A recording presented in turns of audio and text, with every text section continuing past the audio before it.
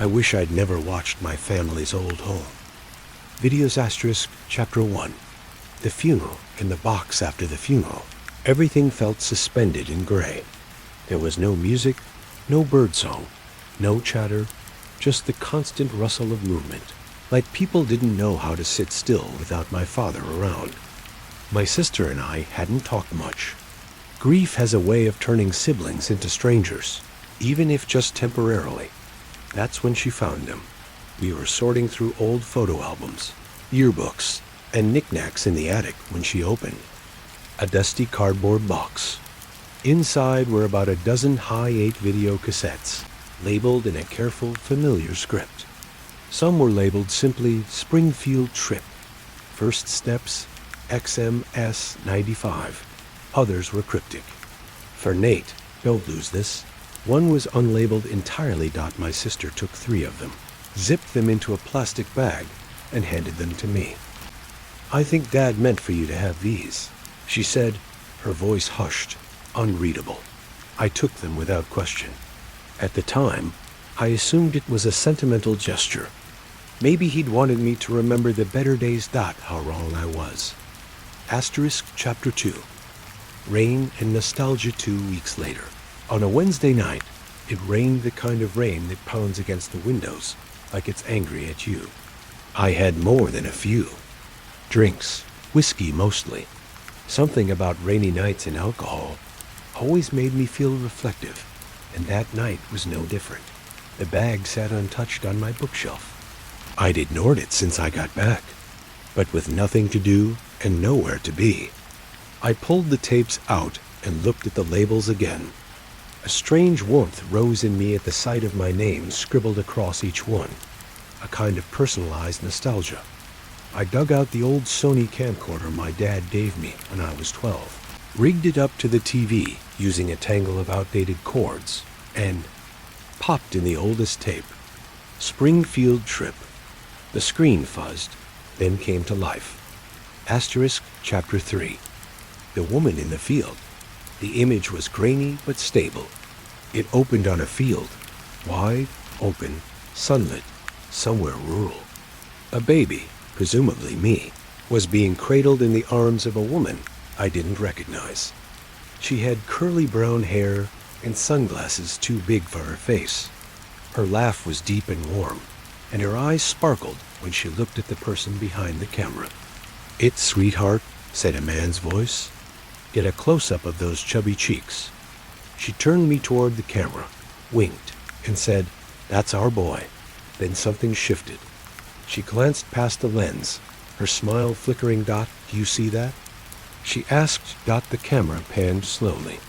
At the far edge of the field, near the trees, a man stood still. He wore dark clothes. He wasn't walking. He wasn't waving. He was just watching. The man behind the camera's voice changed. It dropped in. Pitch lost its humor. It's probably just someone out for a walk." The woman shook her head. "That's the same man from yesterday, Frank." The footage cut to static. I stared at the screen, unsure what I had just watched. Asterisk chapter 4. The house I didn't. No, the second tape was labeled First Steps. It started sweetly enough. The same woman knelt on a rug, coaxing baby me to stand. "You can do it, Nate," she cheered. "Come to Mama." I took a wobbly step, then another, and fell into her arms. Her laughter was pure joy, but the house, the setting, was wrong. Wallpaper didn't match my memories. The furniture was all unfamiliar. The couch was green instead of brown. The layout of the room didn't match the house I grew up in. Through the window behind them, in the backyard beyond the fence, the same figure stood, still, watching. I paused the tape, rewound, went frame by frame. Same dark clothes, same long, black hair, same pale, expressionless face. Asterisk chapter 5. Christmas, crowbars, and KSI. Hesitated before loading the third. Tape. XMA S95.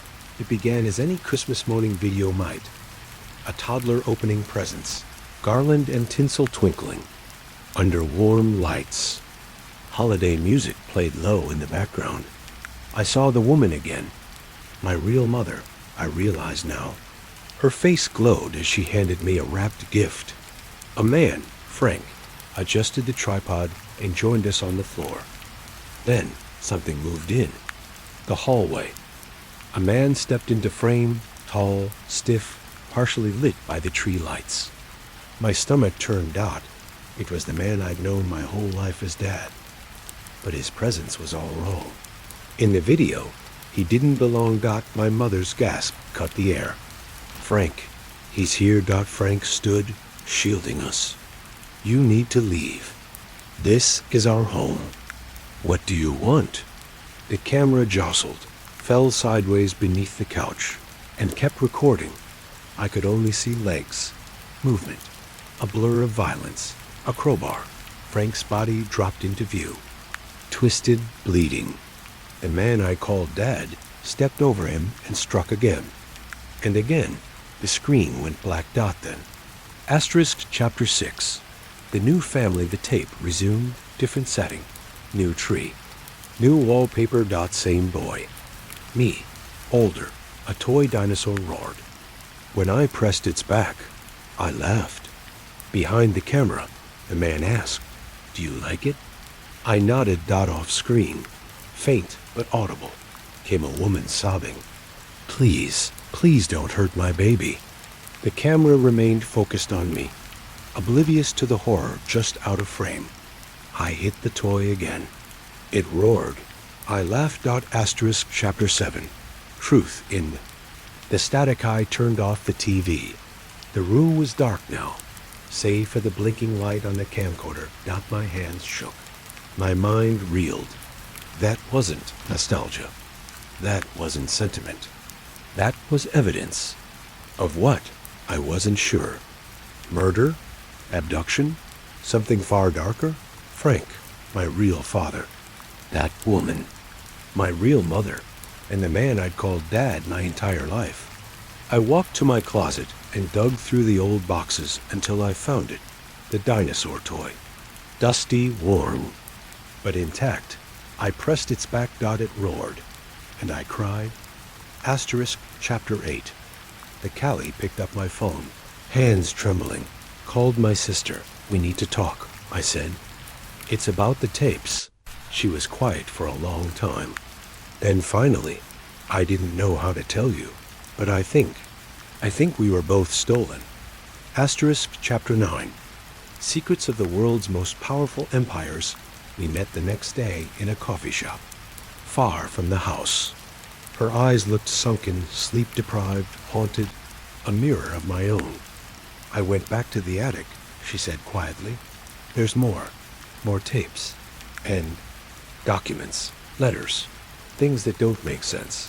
What kind of things? I asked. She slid a manila envelope across the table.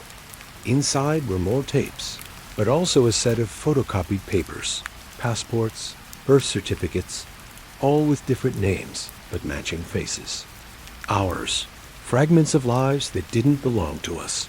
There's a name that keeps coming up, she said. Project Ophiuchus. What is it? She took a deep breath. Something bigger than just us. I think the man we called Dad, he wasn't working alone. I felt the ground shift beneath me. They were hiding us, using us, for something, she continued. Some kind of bloodline, ritual, I don't even know. That was when the waiter dropped our check and said, you two should be careful who you talk to about this. We turned to look at him. He was already gone.